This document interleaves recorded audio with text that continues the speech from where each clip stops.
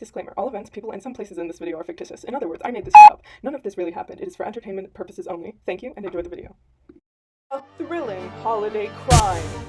A love story gone wrong. And the perfect murder. Hello, people of the internet, and welcome back to They Make Monsters, where we tell the true crime stories the media is too scared to. Today, we'll be talking about the mysterious case of Benjamin Collins. Now, this case is unsolved, so if you have any information on this case, please contact this number, or click the link in the description to report it to the authorities. Thank you. Now let's get into it. Braxton Matthews and Benjamin Collins were visiting Braxton's family in West Sudbury, Utah for Thanksgiving. To the family, the two were just good friends, but they had a secret. They were gay. Not just gay, but they were gay together. But with Braxton's heavily Mormon family, sharing that was not an option. Other than that, though, the family seemed to get along, and the holidays were going well. Until... On December 3rd, 2017, Benjamin's body was found washed up on Green River, 2 miles away from the Matthews house.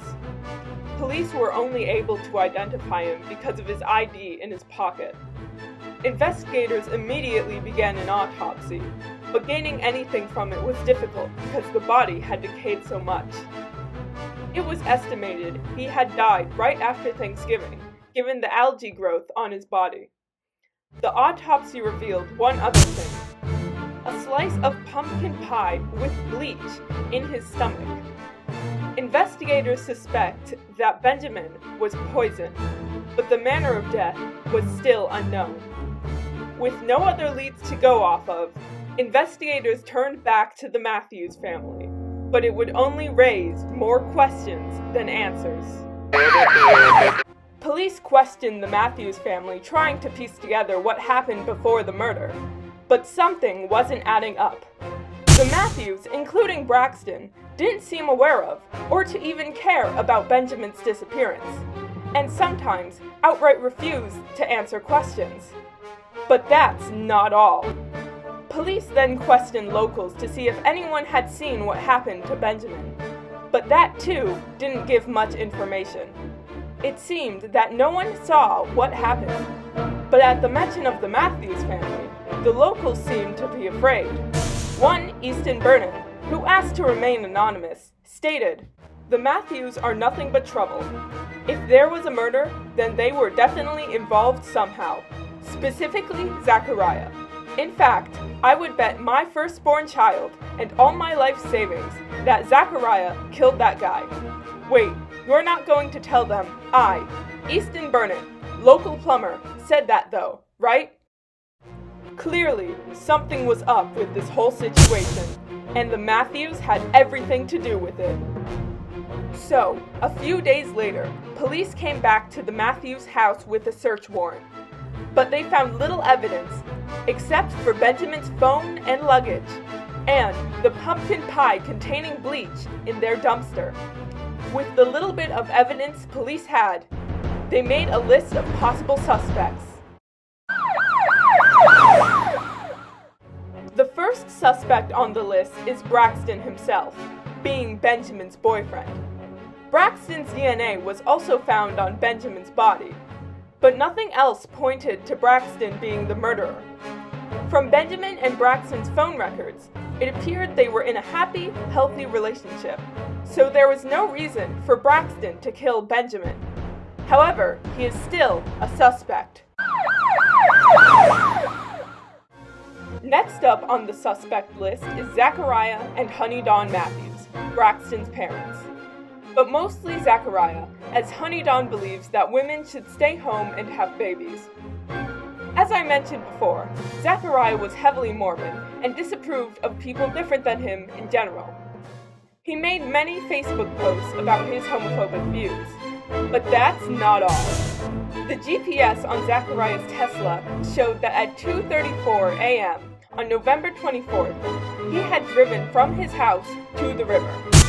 Also, Zachariah's fingerprints and fibers from Zachariah's clothing were found on Benjamin's body. Mud from the river was also found on Zachariah's boots. On top of that, Zachariah made a Facebook post shortly after saying, "Just killed the who tried to turn my son. He wasn't too happy about it, but I know it was the right thing to do to keep him on the path of Jesus."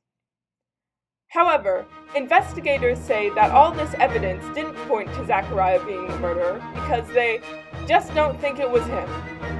So, they moved on to other suspects. Still in the Matthews family, next on the suspect list are Braxton's siblings: Brighton, age 25, Timberly, age 18, Beckett, age 16, Kadri, age 13, and Mary, age 9. Kadri and Mary were almost immediately ruled out being young children, but that still leaves Brighton, Timberly, and Beckett. Investigators suspect that they could have killed Benjamin out of jealousy of their sibling, especially Brighton.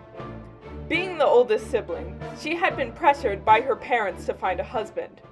She may have found out about Braxton and Benjamin's relationship and killed Benjamin in a jealous rage.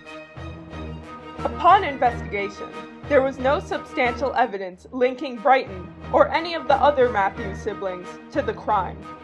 However, they did find texts between Zachariah and the other siblings saying, "This is what happens to fat in this house. They end up dead," and "Don't blame me for the death. I only operate on God's will. I am but his vessel, which he used to kill Benjamin." Police also found some bleach on the siblings' clothing, possibly meaning that they made the bleach pumpkin pie. However, bleach was also found on Zachariah and Honeydawn's clothes, and they were ruled out as suspects, so the siblings could also be ruled out. Moving on from the Matthews family, another suspect is also Abraham Campbell, the local priest who shared Zachariah's homophobic views. Abraham and Zachariah were very close friends, making it easy for Abraham to get close to Benjamin. Police suspect that Abraham used his relationship with Zachariah to get into the house, poison the pie, make sure that Benjamin was the only one to eat it, then use Zachariah's car to drive out to the lake where he dumped Benjamin's body. Some also suspect that Zachariah had something to do with Abraham's plan because of the many calls they shared together. One of which I will play for you now. Hello? Zach? Hello, Father. Do you need something? Why are you calling me at 2 in the morning? Oh, I just want to let you know I found Braxton and his friend Ben or whatever in bed together, whatever his name is. Oh, no, I am so sorry. Yeah, but stuff happens, Braxton's 23 now, so it's hard to protect him from these sorts of things, Yeah, I hear they're teaching in schools now. It's just unbelievable. Yeah, so I killed his friend. Of course. I'm gonna go dump the body in the river now. Yeah. I just want to set Braxton on the path of God. Yes, of course. You're such a good father. Thank you. I always try to do what's best for the family, Of course. Anyway, I just want to let you know what's happening with me. I'll see you on tomorrow, or at the very least, I'll see you at church. Have a good night. Have a good night. God bless you. God bless you. Clearly, Zachariah and Abraham had some sort of connection. However, when police investigated Abraham's house, they found no evidence linking him to the crime. Police arrested him anyway, though, because while they didn't discover anything related to Benjamin's murder, they found files on his computer full of child pornography.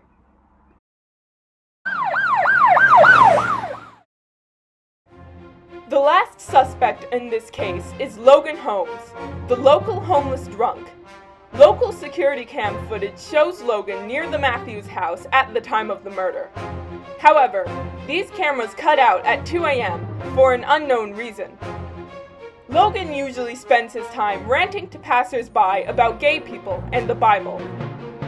Logan might have suspected Braxton and Benjamin were together, as he does with every 2 other people of the same gender walking within 10 feet of each other.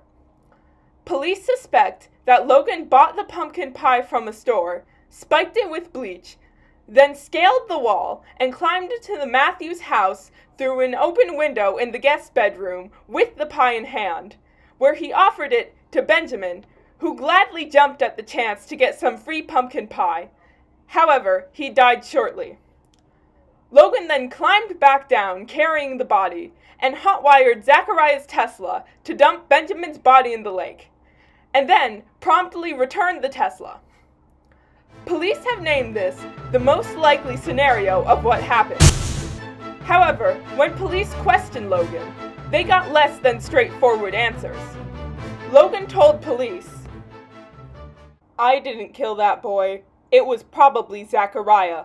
I seen Zachariah dragging bodies and dumping them in the river all the time. Ain't nobody gonna catch him though, because he controls everything round here. He gives hush money to everybody. The cops, the church, even me. You're probably gonna get some hush money too. But even if they do catch him, he's a lawyer, so he'll find some way to get out of jail." Police wrote off Logan's statement because at the time he appeared quite intoxicated. But even with Logan being the prime suspect, police were hesitant to arrest him, as there was no substantial evidence linking him to the murder. And that's all we have for the case of Benjamin Collins.